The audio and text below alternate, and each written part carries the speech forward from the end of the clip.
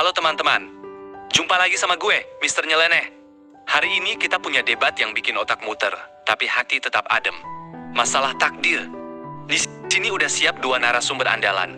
Pertama Ustadz pembawa pandangan agama, dan kedua filosof pembawa logika akal sehat. Sebelum debat meletup, kita kilas balik sejarahnya dulu biar nggak cuma berdebat kosong. Kilas balik sejarah evolusi konsep takdir. Gagasan soal takdir nggak tiba muncul loh. Jauh banget. Sejak Yunani kuno sekitar 300 sebelum Masehi, ada tokoh raksasa, Aristoteles. Dia bilang segala sesuatu yang ada pasti punya penyebab pertama. Dia namakan itu causa prima, penyebab pertama yang nggak disebabkan apa-apa lagi. Nah, dari situlah orang mulai menyusun konsep sumber segala ketetapan yang kemudian berkembang masuk ke pemikiran agama. Terus gagasan ini dibawa, diolah, diperdebatkan, sampai puncaknya zaman dinasti Abbasiyah di peradaban Islam. Di sanalah para ulama dan pemikir mendalami, membedah, lalu merumuskan konsep takdir yang kita kenal sekarang. Dari akar filsafat, tumbuh jadi ajaran agama. Menarik kan? Langsung aja kita dengar penjelasan pertama dari Ustadz. Giliran Ustadz berbicara. Terima kasih. Dalam pandangan agama, takdir atau takdir itu terbagi dua jenis yang jelas batasnya. Jangan sampai tertukar. 1. Takdir mubram. Ini ketetapan mutlak. Sudah dicatat sejak zaman azali, jauh sebelum langit dan bumi diciptakan. Contohnya, umur panjang, pendek, kapan dan di mana kita mati, jenis kelamin, asal-usul lahir. Tak satu pun makhluk bisa ubah ini. Mau pinter, mau kaya, mau sakti, tetap sama. Tuh, takdir mualak. Ini yang digantungkan pada usaha manusia. Belum matang tulisannya, masih bisa diubah, diarahkan, diperbaiki, tergantung ikhtiar tambah doa. Contohnya, rezeki, kesehatan, jodoh, keberhasilan belajar atau usaha. Kalau kamu diam, hasilnya diam. Kalau kamu berjuang sambil memohon, pintu perubahan dibuka. Sederhananya, dasar takdir sudah ada, tapi jalannya kita yang melangkah. Giliran filosof menanggapi, agresif tapi santun. Wah, terima kasih Ustadz. Boleh dong saya sebagai pemikir menanggapi ya? Santai aja, kita bedah pakai akal sehat, nggak pakai perasaan. Begini, kalau kita lepaskan dari dogma yang sudah disakralkan komunitasnya, konsep dua jenis takdir ini justru gampang banget dibantah pakai analogi doang kok. Coba kita urai satu persatu, biar jelas logikanya. Pertama, takdir mubram. Bayangkan gini, kamu disuruh bawa mobil canggih, interior mewah, mesin kencang. Kamu udah punya SIM lengkap loh, A, B1, B2, sampai B2 umum. Lulus ujian teori, lulus praktik, bayar pajak lengkap, patuh aturan.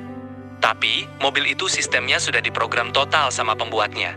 Jalur sudah dikunci, kecepatan maksimal sudah disetel, pengereman otomatis, arah setir nggak bisa dibelokkan sepenuhnya. Mau kamu jago ngebut kayak pembalap rally, mau kamu pelan kayak kura-kura, ujung-ujungnya sampai di titik yang sudah ditentukan programmer. Terus buat apa SIM itu?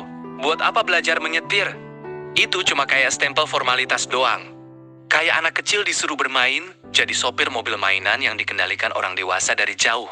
Kelihatan berkuasa, padahal cuma pura-pura.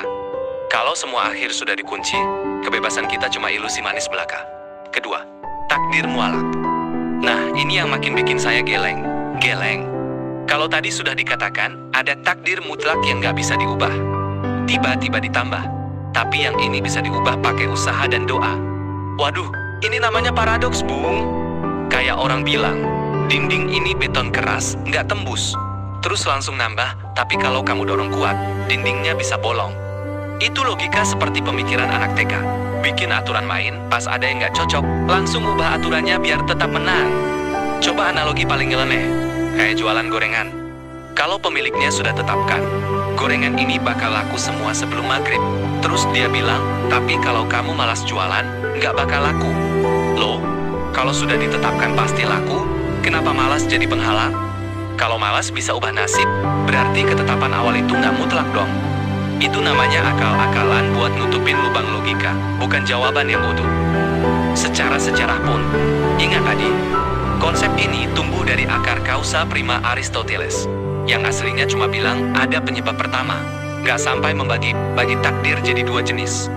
Baru di zaman Abbasiyah ditambah-tambah, disesuaikan, diracik biar cocok ajaran agama. Jadi, ini hasil pemikiran manusia yang berkembang, bukan sesuatu yang jatuh dari langit lengkap sempurna. Balasan singkat Ustadz, tegas dan santun. Logika boleh dipakai, tapi akal manusia ada batasnya. Kalau disamakan dengan mobil dan SIM, lupa satu hal. Programmer itu bukan sembarang pembuat. Dia juga yang beri akal, kehendak, dan tanggung jawab. Mobilnya punya rencana, tapi pengemudi tetap diuji. Apakah dia pakai SIM-nya benar atau ugalan? Hasilnya nanti jadi penilaian. Dan soal dua jenis takdir bukan paradoks, tapi tingkatan. Seperti hujan, jadwal turunnya sudah ditetapkan, tapi tanah basah atau jadi banjir, tergantung manusia bersihkan selokan atau buang sampah sembarangan. Itu bukan akal-akalan, itu aturan main semesta. Penutup debat filosof, tajam dan mengundang pikir.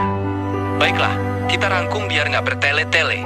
Tujuan konsep takdir versi agama, supaya manusia tenang saat susah, tidak sombong saat senang, rajin berusaha dan berdoa. Secara sosial dan psikologis hebat banget fungsinya. Tapi secara logika filsafat, konsep dua jenis takdir mengandung kontradiksi. Kalau mutlak, tak ada pilihan. Kalau ada pilihan, tak mutlak. Nggak bisa makan kue dan tetap punya kuenya sekaligus. Kalau saya harus simpulkan, takdir itu bukan tulisan yang sudah selesai, tapi buku kosong yang halamannya kita tulis sendiri lewat keputusan setiap detiknya. Hukum alam dan sebab akibat berjalan pasti, tapi kitalah yang menentukan arah sebab-sebab itu. Penutup Mister Nyeleneh. Nah, gitu deh, debat seru hari ini. Dari akar Aristoteles 300 sebelum Masehi, berkembang sampai Abbasiyah, sampai jadi perdebatan panas. Ustadz bilang ada yang mutlak, ada yang diupayakan. Filosof bilang itu paradoks, kebebasan itu nyata. Masih bingung? Itu wajar, karena sampai sekarang para pemikir dunia juga belum ada kata sepakat. Sekarang, giliran kamu. Kamu tim mana? Lebih setuju penjelasan Ustadz atau argumen tajam si filosof? Tulis pendapatmu di kolom komentar, kasih like kalau otakmu ikut rasa hari ini, dan subscribe Mister Nyeleneh, biar nggak ketinggalan debat seru dan penjelasan unik lainnya. Sampai jumpa di topik berikutnya.